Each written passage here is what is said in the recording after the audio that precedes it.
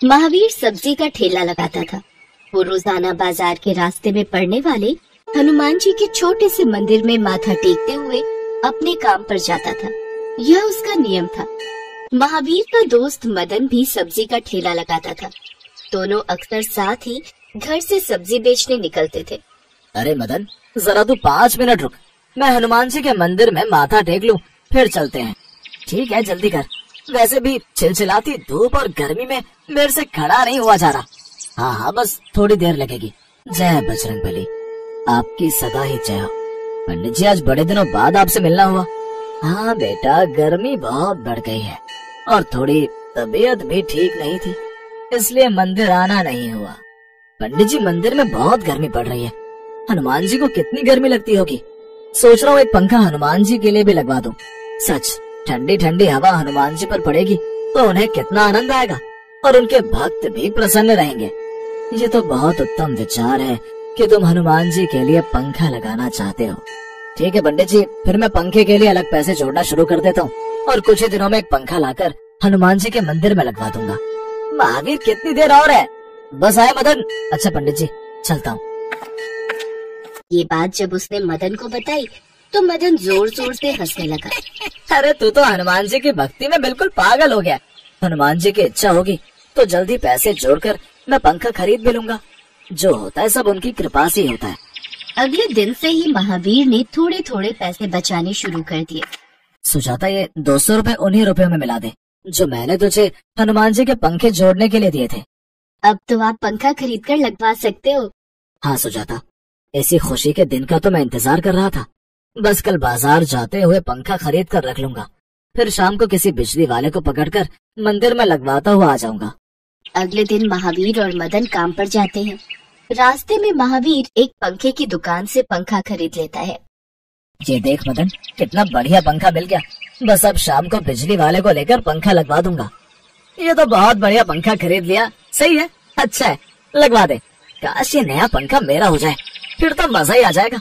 इतना पुराना पंखा लगा हुआ है, हवा भी नहीं आती। अगर मैं इसका ये पंखा चोरी कर लूं तो इसे क्या पता चलेगा। बोल दूंगा कोई और उठाकर ले गया। महावीर सामने बिजली की दुकान पर बिजली वाले को साथ चलने के लिए लेने जाता है। मदन, जरा मेरे ठेले का ख्याल रखना, उस पर पंखा रखा हुआ है। मैं बिजली वाले को बोल दूं, मेरे पहुंचने से पहले वो मंदिर तक पहुंच जाएगा। हाँ ठीक है, ध्यान रखूंगा, पर जल्दी आना। महावीर जैसे ही बिजली वाले को सामने की दुकान से बुलाने जाता है, मदन झट से उसका पंखा चुराकर अपने ठेले के नीचे बनी जगह में दबा देता है और पानी पीने जाने का नाटक करता है ताकि महावीर को उस पर शक न हो। अरे पंखा कहाँ गया? अभी मैं ठेले पर ही तो रखकर गया था। और ये मदन कहाँ है? वो तो सामने पानी पी रहा है। मदन, ओ मदन, जल्दी आ। अरे मेरे ठेले पर पंखा नहीं है। मैंने तुम्हें बोला था कि मेरे पंखे का ख्याल रखना। अरे मुझे थोड़ी पता था कि 1 सेकंड के अंदर कोई उठाकर ले जाएगा। मैं सामने से पानी ही तो पीने गया था। अब इसमें मेरा क्या दोष? हे बजरंगबली, मैंने तो बहुत मन से पैसे जोड़कर पंखा खरीदा था। अब मैं क्या करूं? पता नहीं पंखा कौन चुरा कर ले गया। महावीर ठेला लेकर उदास मन से घर आ जाता है। सुजाता उसे तसल्ली देती है, पर महावीर का मन ही नहीं लग रहा था। उसे पंखा चोरी होने का बहुत दुख था। उधर मदन पंखा लेकर घर पहुंचता है। अरे वाह, अब आएगा मजा। अभी कुछ दिन का सब्र करता हूँ, कहीं महावीर ना आ जाए और वो नया पंखा लगा देख लेगा तो उसे शक होगा। सरोज, ये पंखा वहाँ पलंग के नीचे रख दे। अभी मदन अपनी पत्नी सरोज से बात कर ही रहा था कि उसके घर पुलिस आ जाती है। साथ में एक व्यक्ति भी मौजूद था। इंस्पेक्टर साहब, इसने मेरी दुकान से पंखा चुराया। वो देखिए, वो रहा पंखा। मैंने आपको सही जानकारी दी थी, इसे गिरफ्तार कर लीजिए। आप ठीक कह रहे हैं मिस्टर हनुमत। हवलदार, इसे गिरफ्तार कर लो। चलो, तुम्हें चोरी के जुर्म में हम गिरफ्तार करते हैं। पर मेरी बात तो सुनिए इंस्पेक्टर साहब, मैंने इनकी दुकान से कोई पंखा नहीं चुराया। मैं तो इन्हें जानता तक नहीं। मेरी बात का विश्वास कीजिए। इंस्पेक्टर साहब, ये ऐसे नहीं मानेगा, इसे जेल में डालना ही पड़ेगा। अच्छा, इससे कहो कि ये इस पंखे का बिल दिखाए जहाँ से इसने खरीदा है। अचानक महावीर भी वहाँ पहुँच जाता है और अपना पंखा मदन के घर देख लेता है। मदन, तुमने मेरा पंखा चुराया? इंस्पेक्टर साहब, ये पंखा तो सुबह चोरी हो गया था। मुझे तो किसी व्यक्ति ने कहा कि मदन ने मुझे जल्दी घर आने को कहा है। मैं घबराया हुआ आया और ये सब देखा। इंस्पेक्टर साहब, ये पंखा महावीर का है, उसने ये सुबह खरीदा था। सच्चाई तो ये है कि ये पंखा मदन ने महावीर का चुराया है मैं तो बस सच्चाई सामने लाना चाहता था। मुझे माफ कर दे महावीर, मुझसे गलती हो गई, मुझे जेल नहीं जाना। इंस्पेक्टर साहब, मदन को छोड़ दीजिए, मुझे इससे कुछ नहीं कहना, पर आज के बाद मेरी और तेरी दोस्ती खत्म। तू अपने रास्ते में अपने रास्ते। अरे वो सज्जन पुरुष कहाँ गए? लगता है इस चोर को पकड़वाने के लिए ही वो हमारे साथ आए थे और उनका काम पूरा हो गया और वो चले गए। मदन महावीर के कहने पर हम तुम्हें छोड़ रहे हैं, आज के बाद ऐसी गलती फिर ना करना। इंस्पेक्टर साहब, उनका नाम क्या बताया था? हनुमत नाम सुनकर महावीर रोने लगता है। वो समझ जाता है कि साक्षात हनुमान जी आज उसकी मदद के लिए आए थे। ये सब लीला हनुमान जी की ही रचाई हुई थी। घर जाकर महावीर सारी बात अपनी पत्नी सुजाता को बताता है। उसकी भी आंखों में खुशी के आंसू आ जाते हैं। दोनों मिलकर हनुमान जी के मंदिर जाते हैं और नया पंखा लगवा देते हैं। हाँ माँ, मैं बिल्कुल अभी उठा तो आपकी मिस्ड कॉल देखी। क्या हुआ माँ, सुबह सुबह फोन किया? फिर से पापा ने जरूर कुछ बोल दिया होगा मेरे लिए। नहीं नहीं बेटा, मैं तुझे बस ये याद दिला रही थी, आज तेरा मंगलवार का व्रत है। तुझे याद है ना, मंदिर में बूंदी का प्रसाद हनुमान जी को भोग लगाकर खाना खा लेना। भूखे नहीं रहना, भूखे पेट रहो तो ईश्वर नाराज होते हैं। हाँ माँ, मैं खा लूंगा, आप परेशान मत हो। अच्छा माँ, मैं रखता हूँ, नहा धोकर पूजा करके मुझे फिर से निकलना है। ठीक है मेरे बच्चे, बजरंग बली का आशीर्वाद हमेशा तेरे साथ है, उन पर सदैव विश्वास रखना। दादाजी, आज आपकी बहुत याद आ रही है। मुझे आज भी याद है वो बचपन के दिन जब आप मेरी उंगली पकड़कर राम मंदिर ले जाते थे। दादाजी, क्या हनुमान जी भगवान राम के बहुत बड़े भक्त हैं? हाँ रवि बेटा, हनुमान जी भगवान राम के सच्चे भक्त होने के साथ उनके सच्चे मित्र भी हैं। जिस तरह से राम जी हनुमान के बिना नहीं रह सकते, उसी तरह से हनुमान जी भी राम जी के बिना नहीं रहते। फिर तो मैं राम जी के साथ साथ हनुमान जी की भी पूजा करूँगा, और जैसे हनुमान जी राम जी के सच्चे भक्त हैं, मैं हनुमान जी का सच्चा भक्त बनूंगा। ठीक है मेरे बच्चे। हे बजरंग बली, मेरे पोते पर सदैव अपना आशीर्वाद बनाए रखना। जय श्री राम, जय बजरंग बली। जय श्री राम, जय बजरंग बली, जय बजरंग बली। आपकी सदा ही जय हो। मैं आज फिर नौकरी ढूंढने जा रहा हूँ, मेरी सहायता करना प्रभु। रवि ने डॉक्टरी की पढ़ाई की थी। इंटर्नशिप करने के बाद अब वो नौकरी ढूंढ रहा था। वो चाहता था कि उसकी नौकरी किसी अच्छे हॉस्पिटल में लग जाए, इसीलिए वो रोजाना अलग अलग अस्पतालों में नौकरी के लिए जाया करता था, पर उसकी किस्मत उसका साथ नहीं दे रही थी। रवि हनुमान जी पर बहुत विश्वास करता था और उनके नियम से पूजा पाठ करता था। उसे विश्वास था कि एक दिन उसे नौकरी जरूर मिलेगी, इसलिए नियम पूर्वक उनके पूजा पाठ करके वो नौकरी ढूंढने के लिए निकल जाता था। ऐसे ही एक दिन, जी मुझे डॉक्टर सुभाष से मिलना था। अभी वो एक ऑपरेशन के लिए गए हुए हैं। कृपया करके ये मेरा बायोडाटा आप डॉक्टर सुभाष को दे दीजिएगा। मेरी उनसे फोन पर बात हो गई थी। ठीक है, आप यहाँ रख दीजिए, मैं दे दूंगी। पता नहीं कब तक ये लोग फोन पर बताएंगे। भैया भैया, बहुत भूख लगी है, वो समोसा खाना है। भूख लगी है? रुको, मैं सबको समोसा लेकर देता हूँ। भाई ये 100 रुपए लो और सब बच्चों को एक एक समोसा दे देना। चलो बच्चों, भैया से अपना अपना समोसा ले लो।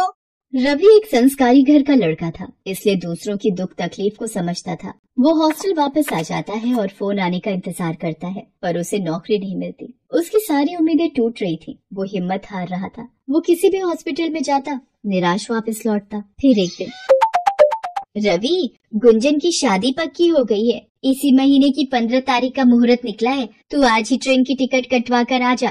पर माँ, आपको पता है मैं नौकरी को लेकर बहुत परेशान हूँ, और मैं अभी घर आया तो पापा मुझे फिर से ताने देना शुरू कर देंगे। रवि, तेरे पापा की तो आदत है जिसको बदला नहीं जा सकता, तो उनकी बातों को दिल पर मत लगाया कर। और अगर तू समय पर नहीं पहुँचा तो गुंजन को तो तू जानता ही है, वो तुझे नहीं छोड़ेगी। वो मेरे सामने नाराज होकर मुंह फुलाए बैठी है। रवि भैया, आप समय पर आओगे तो मुझे आपके साथ बाजार जाकर अपनी शादी की बहुत सारी शॉपिंग करनी है। पापा को तो आप जानते हो, हर बात में टोका टाकी करते हैं। ये क्यों खरीदा, वो क्यों लिया। ठीक है, मैं कल शाम तक घर पहुंचता हूँ। रवि का मन उदास था। वो इसी चिंता में था कि उसकी नौकरी आखिर कब लगेगी। पर गुंजन की शादी में भी घर पहुंचना जरूरी था, इसलिए रवि ने ट्रेन की टिकट करवाई और घर पहुंचकर अपनी बहन गुंजन की शादी की सभी रस्मों में हिस्सा लिया। गुंजन की विदाई के बाद रवि के पापा फिर से रवि को सुनाना शुरू हो गए। कब तक नौकरी लगने का इरादा है? मुझे समझ नहीं आ रहा, तुम्हारी नौकरी अब तक लग क्यों नहीं पाई है? तुम्हारे साथ का राजीव दिल्ली में ही एक बड़ा सर्जन डॉक्टर है। तुम दोनों ने एक साथ ही तो पढ़ाई की थी। माँ, मैं वापस हॉस्टल चला जाता हूँ। मैं अपना सामान पैक करने जा रहा हूँ। सुनो जी, इतने वक्त बाद रवि वापस आया है, कुछ दिन और रुक जाता। अब उसकी नौकरी नहीं लग रही तो उसमें उसकी क्या गलती है? आप विश्वास रखो, उसने इस डॉक्टरी की पढ़ाई के लिए बहुत मेहनत की है और एक न एक दिन उसकी अच्छी नौकरी जरूर लग जाएगी। रवि वापस शहर आ जाता है और मन ही मन बहुत दुखी होता है। हे बजरंगबली, आप तो अपने भक्तों की सारी परेशानियों को दूर करते हो। मैं बहुत समय से नौकरी की तलाश कर रहा हूँ, पर मेरी नौकरी नहीं लग रही। इतनी पढ़ाई करने के बावजूद भी मैं कुछ नहीं कर पा रहा हूँ। मैं जिस भी हॉस्पिटल में जाता हूँ निराश ही लौट आता हूँ। बजरंगबली, आप तो भगवान राम जी के भक्त हो, आपको उनका वास्ता।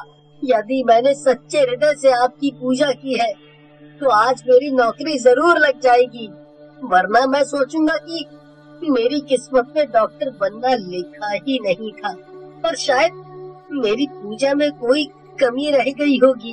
रवि निराश मन से भगवान बजरंगबली के सामने हाथ जोड़कर विनती कर ही रहा था कि तभी उसके मोबाइल पर घंटी बजी। जी, मैं रवि बोल रहा हूँ। क्या? जी, मैं अभी पहुँच रहा हूँ। हे बजरंगबली, आपकी जय हो। डॉक्टर रवि, आपकी नौकरी पक्की हो गई है। हमारे हॉस्पिटल को आप जैसे होनहार डॉक्टर की बेहद जरूरत है। उन्होंने काफी तारीफ की आपकी, तो मैंने भी उनकी बात पर गौर किया। मेरी नौकरी की सिफारिश किसने की? ये किसकी बात कर रहे हैं? सर, मैं कुछ समझा नहीं। कौन आया था आपके पास? उन्होंने अपना नाम हनुमान सिंह बताया था। लंबे चौड़े हुष्ट पुष्ट कदकाठी के थे वो। कुछ अलग ही बात थी उनकी आवाज में। मैं अभी तक नहीं भूल पाया हूँ उनके व्यक्तित्व को। फिर जब उन्होंने आपके बारे में तारीफ की तो मुझे लगा कि जरूर आप में कुछ बात होगी डॉक्टर रवि। साथ ही वो ये भी कह रहे थे कि वो आपको काफी अच्छे से जानते हैं। तो ठीक है डॉक्टर रवि, कल से आप इस हॉस्पिटल में ड्यूटी ज्वाइन कर लीजिए। थैंक यू डॉक्टर सुभाष, मैं कल से ही अपनी ड्यूटी ज्वाइन करता हूँ। रवि की आंखों में खुशी के आंसू थे। वो हॉस्पिटल से सीधा हनुमान मंदिर पहुंचा और हनुमान जी की मूर्ति के आगे सिर झुकाकर उन्हें धन्यवाद करने लगा। हे बजरंगबली, आपने तो मेरी सारी विपदाएं हर ली। आपके नाम में बहुत शक्ति है। मैंने आज आपकी शक्ति का प्रमाण देख लिया। प्रभु, आप साक्षात मेरे लिए सिफारिश लेकर आए थे। आपने मुझे धन्य कर दिया प्रभु। आपने अपने भक्त की झोली खुशियों से भर दी। जय श्री राम, जय बजरंगबली। रवि फोन पर सारी बात अपनी माँ को बताता है। जब वो ये सब सुनती है तो वो भी बहुत खुश होती है। रवि के पिता भी अब रवि से अपने व्यवहार के लिए दुखी होते हैं। रवि, मैंने तुम पर विश्वास नहीं किया और देखो, ईश्वर ने तुम्हारे विश्वास को बनाए रखा। तुम्हारा बजरंगबली पर विश्वास जीत गया। पापा, मैं जानता हूँ आप मेरी वजह से ही परेशान थे, पर अब परेशान होने की कोई आवश्यकता नहीं है पापा। अब हनुमान जी की कृपा से मेरी नौकरी पक्की हो गई है और मैं खूब मेहनत करके एक अच्छा डॉक्टर बनूंगा और सब मरीजों की सेवा करूंगा। और मैं आपसे जल्दी ही मिलूंगा पापा, जल्दी। कहते हैं विश्वास की नींव बहुत पक्की होती है। प्रभु का ध्यान करके सच्ची लगन से यदि कोई कार्य किया जाए तो वो कार्य सदैव सफल होता है। कहा जाता है भगवान भक्त के वश में होते हैं। यदि उनको सच्चे हृदय से याद किया जाए तो वो हमारी मदद को